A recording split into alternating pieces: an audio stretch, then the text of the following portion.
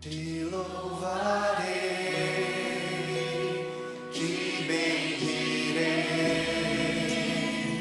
continuamente. Queridos, graças e paz a todos. Por mais que as pessoas dizem acreditar em Deus, a maioria delas, infelizmente, não estão dispostas a servir ao Senhor conforme convém. Talvez seja o seu caso. Você já se perguntou por qual motivo você não consegue se firmar nos caminhos do Senhor?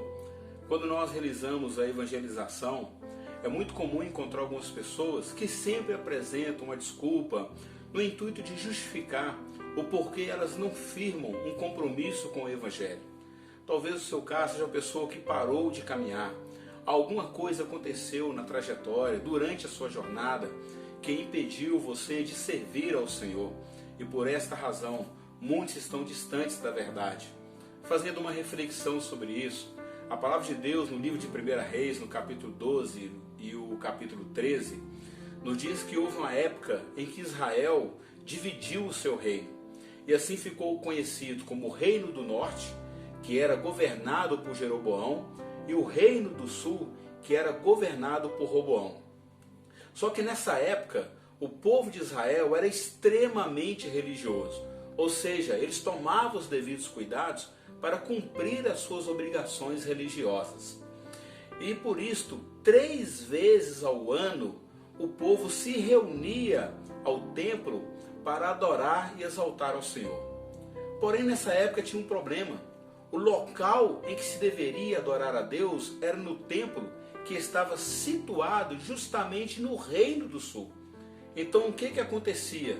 3 vezes ao ano, o povo que vivia no Reino do Norte peregrinava em direção a Jerusalém, que estava no Reino do Sul, para cultuar a Deus.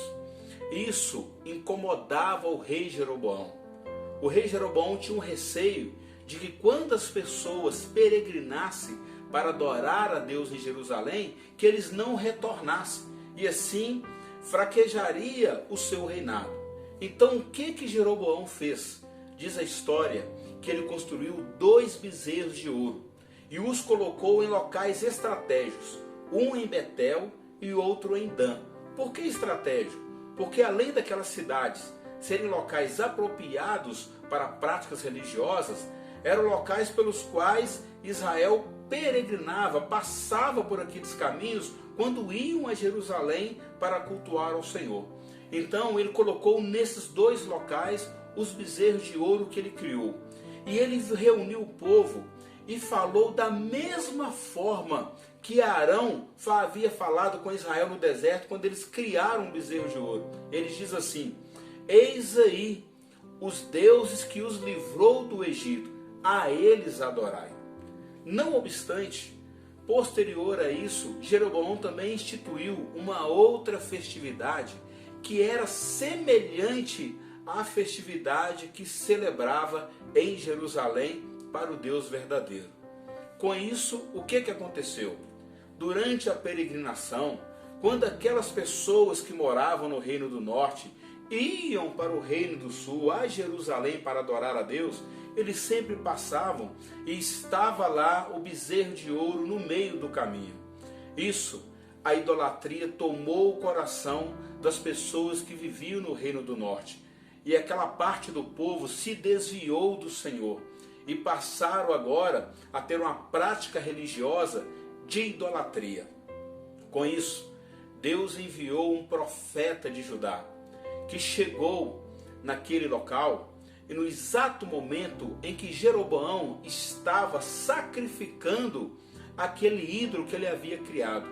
E aí, o profeta, profetizando contra aquele altar e contra aquele ídolo ao qual ele havia criado, ele diz assim no capítulo 13, versículo 3 e no versículo 5, que diz assim: deu naquele mesmo dia um sinal dizendo: este é o sinal de que o Senhor falou. Eis que o altar se fenderá e se derramará a cinza que há sobre ele. O altar se fendeu e a cinza se derramou do altar, segundo o sinal que o homem de Deus apontara por ordem do Senhor. O que nós tiramos de aprendizado nesse texto e nessa história que nós citamos aqui? Da mesma forma que naquela época o único local de se adorar era Jerusalém, nos tempos atuais nós só adoramos a Deus por meio de Cristo Jesus. Jesus diz: eu sou o caminho, a verdade e a vida. Ninguém vem ao Pai senão por mim. Adorar a Deus não é por meio de idolatria, não é por meio de qualquer outro caminho senão Cristo Jesus.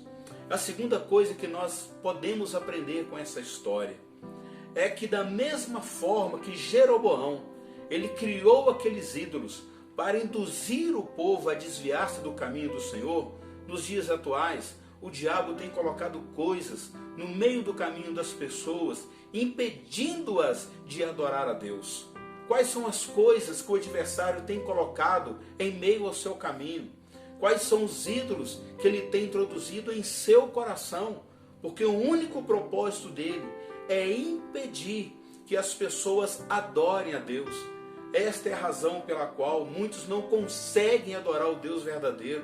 Eles sempre ficam apegados por alguma coisa que está no meio do caminho. Mas da mesma forma, assim como Deus, ele enviou o profeta de Judá para profetizar contra aquele rei e contra aqueles ídolos e contra aquele altar, dessa mesma forma, à luz das Escrituras, eu quero encorajar você a buscar ao Senhor, de tal maneira que a palavra de Deus possa lançar por terra todo o ídolo que foi criado no seu coração, para que Deus possa livrar você de todo o mal que o diabo colocou no meio do caminho, impedindo você de adorar o Senhor. Você precisa estar atento a isso. Você sabe no seu coração qual é o Deus verdadeiro, a qual se deve adorar, mas talvez você não tenha conseguido, porque o adversário tem colocado empecilhos, barreiras, coisas atrativas no meio do caminho para impedir que você chegue até o Deus verdadeiro. Existe uma palavra no livro de Deuteronômio, no capítulo 32, o versículo 39, que nos diz assim: vede agora, eu sou, eu somente, e mais nenhum Deus além de mim. Eu mato e eu faço viver, eu firo e eu saro, e não há quem possa livrar alguém das minhas mãos. Deus é um só, o único Deus verdadeiro, Criador de todas as coisas. Somente a Ele devemos adorar, somente a Ele devemos cultuar. Quais são os ídolos que estão no meio do seu caminho? Quais Jeroboões que têm se levantado e impedido, e enganado e cegado você para impedir que você chegue ao Deus verdadeiro? Esse é o Deus verdadeiro. Eu peço ao Senhor que Ele possa alcançar o seu coração, que Ele possa lançar por terra tudo que porventura tem impedido que você adore ao único Deus verdadeiro, para que assim Deus abençoe a sua vida, a sua casa e a sua família.